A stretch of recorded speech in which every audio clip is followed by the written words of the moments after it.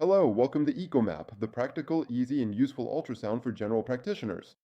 Today we're talking about kidneys. We'll be exploring a kidney and a lesion on a kidney. You'll see, it's pretty interesting because it's atypical, and we're going to break it down together.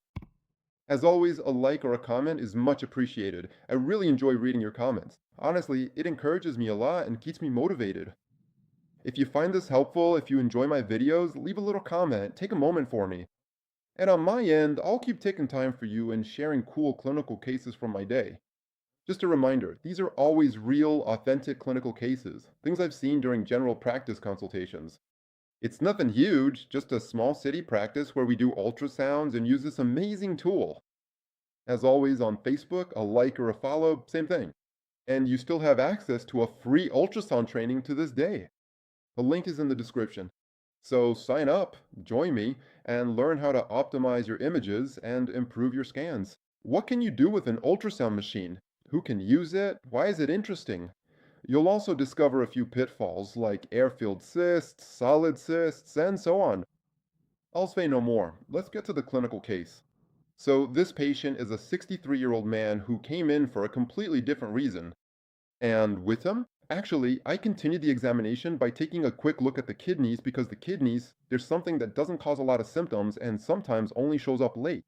And I have to admit, on his left kidney, I came across an image that made me a little concerned. It required further tests, the results of which I still don't have as of today, at the time I'm making this video, since I actually just saw the patient this week. So here is the image of our kidney. So here you have the kidney, the cortical medullary part, which is less echogenic, of course, and the sinus part, which is more echogenic. Here you see another view, again showing the cortical medullary area and the sinus. And here is our lesion. Our lesion here, which could have been mistaken for a simple cyst. You might think, well, the patient has a cyst, that's it. Sir, you have a cyst on your kidney, it's nothing, everyone has one, that's just how it is. You're 63 years old. It would have been surprising if we just called it a cyst.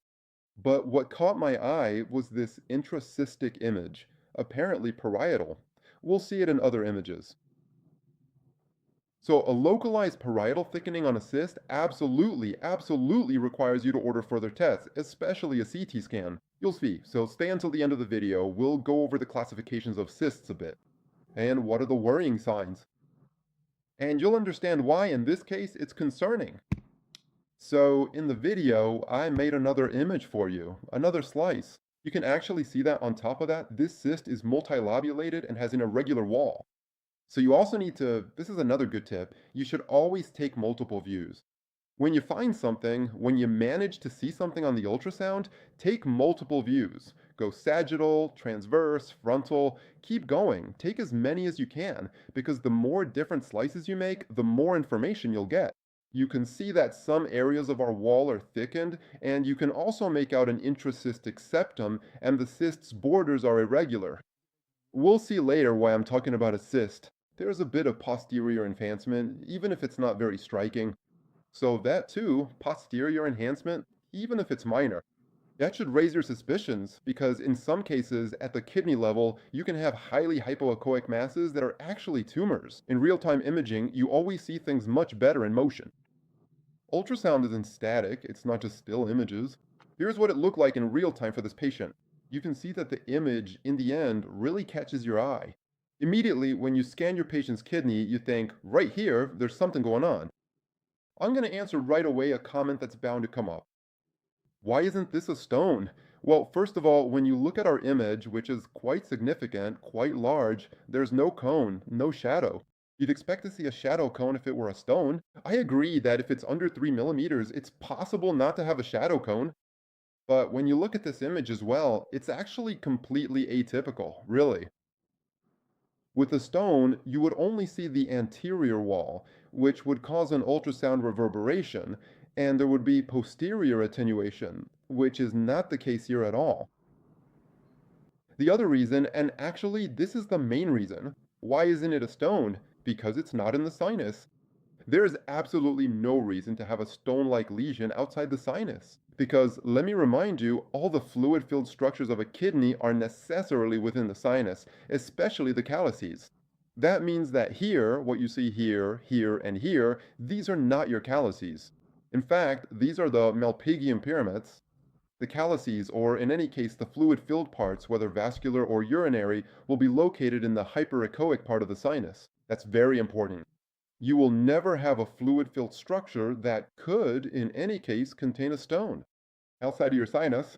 So if you have a fluid-filled structure outside the sinus, it is most likely a cyst. Except here, we have a cyst. You can actually see the posterior enhancement here, which flashes a bit behind the fluid-filled structure. We'll see it in a moment. So here we have a cyst with, in any case, a hyperechoic structure inside the cyst. That's very suspicious. It could be an intracystic calcification, it could be a septation, it could be a thickening of the wall. We'll see that later. In any case, it's suspicious and should lead to further examination. So there you go. Another scan for our patient. Here, you can see, you can kind of make it out here. The posterior enhancement, we'll see it better in real time. You can make out the septations here in our image. So I'll play the video for you, you'll see a bit. Here you can see the septations and a thickening. Here, a fairly parietal thickening.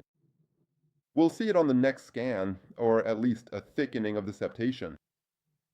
Again, I know I'm repeating myself, but it's suspicious. And here, the posterior enhancement, which you can make out a bit better here in real time. So, what is concerning in this case? Here is the Bosniak classification for cysts. I'll let you hit practice break. I'll let you read it over again. I'm not going to just read the classification to you word for word. What you need to remember is that a type 1 cyst isn't septated. The walls are invisible, that's why they're drawn with dotted lines, and most importantly, the walls are smooth. Basically, it's round and regular. That's a simple cyst. No need for further investigation, no need for follow-up. But when you start to see things like thickened walls, thickened septa, or even worse, like in our case here, a suspicion of wall thickening or mural vegetation, right away that bumps it up to a type 3 or even a type 4. Next, you'll read up a bit, but depending on how thoroughly you analyze your image, whether you're a more cautious, conservative sonographer, or one who's a bit more daring, you'll see that you might not classify the cyst exactly the same way. Here, it could be more of a type 3 if we think it's more of a thickening of the septum. It could be more of a type 4 if we think it's a localized thickening of the wall. But in both cases, you can see that this means surgical removal, or at the very least, a follow-up examination. When we look at the results of this study, which is a good review of the literature done in 2015, we see that the probability of neoplasia for grades 1 and 2 is between 0 and 15%. But as soon as we get to grade 3, we already see 50% neoplasia, meaning that in 1 out of 2 cases, the image will be cancerous. And then for grade 4, it's 95% neoplasia. So really, don't overlook this by thinking that a cyst is always harmless, that you'll scan your patients and find cysts, and that it will always be simple. Now, really try to identify these criteria. If you can already see the wall, that's not a good sign. If you see septations, especially thick ones, that's not a good sign. If you notice calcifications, as could also be the case for this patient, calcification of the wall or septum, that's not a good sign. If you have localized thickening of the walls, that's not a good sign. Let's move on, pass into the pond. So that's it. That's all for today for this great clinical case of renal lesion. As usual, leave me a like or a comment if you enjoy it. Also, don't hesitate to tell me in the comments about topics that interest you, because it gives me ideas to cover for you. I see what interests you and I address those topics. Same on Facebook, a like, a comment, and as always, your free ultrasound training is available. The link is in the description. Bye bye, see you soon on ECHOMAP.